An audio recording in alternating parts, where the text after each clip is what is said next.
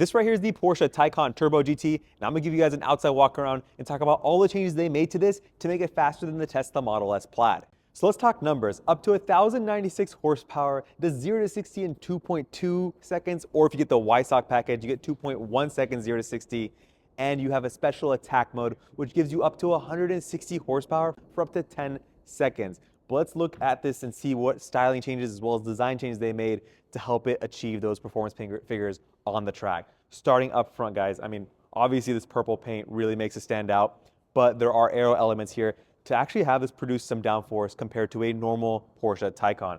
And up front here, you do have a front splitter. It's made out of, flat black plastic, not carbon fiber, because they know you're gonna scrape this thing. So it's gonna be cheap to replace, easy to install and fix.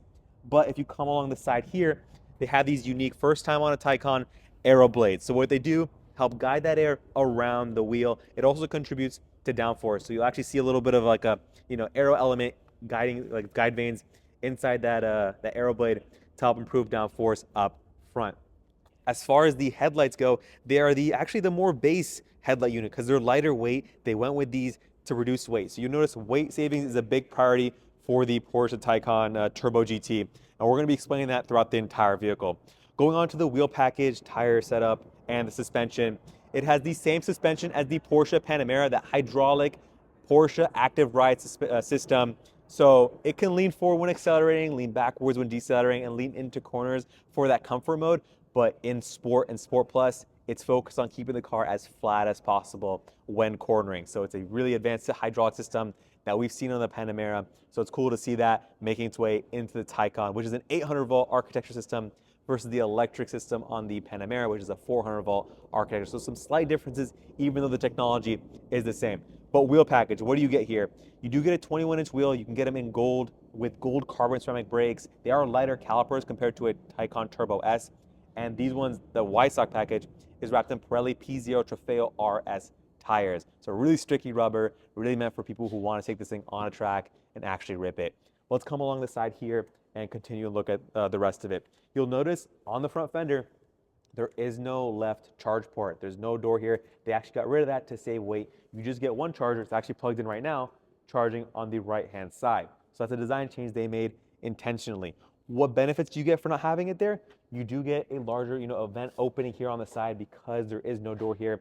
So more air can go around the wheel, out the side here, and ultimately helps aerodynamic performance.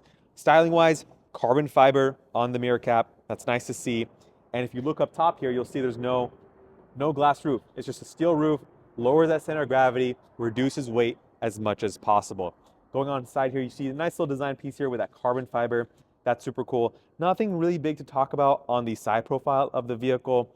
And then you got your rear wheels with, Porsche carbon ceramic brakes, and then the same sticky tire setup. It is wider with a 305 section rear tire in the back, so do keep that in mind. You do got a lot of grip even for those rear wheels. But this is kind of the star of the show here, guys. The full carbon fiber rear wing. It's only on the Y-Sock package. On the regular Taycan Turbo GT, you'll just get a ducktail spoiler, and that pops up like a Taycan would.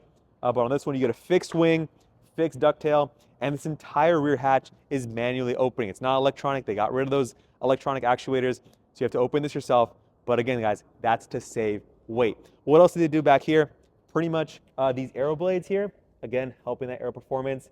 And then you do get some guide vanes down here for a more aggressive rear diffuser. Overall, they're saying up to 450 pounds of downforce, which compared to a normal Taycan, that's 450 more pounds of downforce, which is really impressive. And cool to see that they're really focusing on aero performance aside from just the electric motors, which we'll get into more a little later on. But taking the back end on the Y-Sock package, you see they have that light bar still lit up.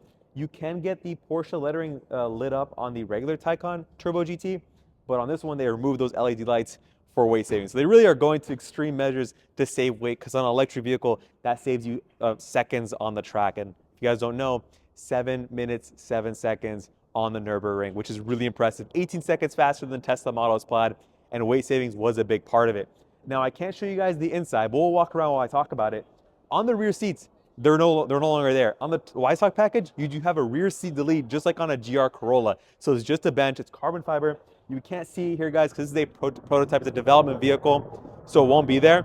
But that's just another emphasis to how much weight savings they went into when developing the Y-Stock model. As far as pricing goes, they're both going to cost $230,000. Whether you get the Taycan Turbo GT or the Taycan Turbo GT with the Y-Stock package, there's no price discrimination there, which is super cool to see. So it's really up to what people are going to be choosing, whether they want that rear seat delete, they want the big wing, you know, the weight savings, all those little bits that add up to a more performance track weapon.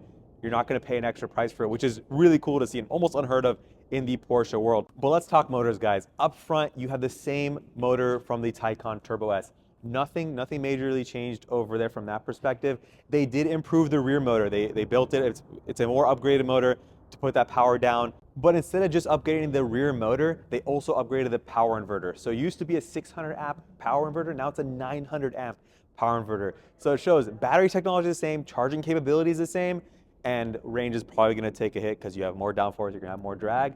But as far as hardware goes, you get a beefier rear motor, a beefier power inverter, and that's what gets you to that 1,096 horsepower.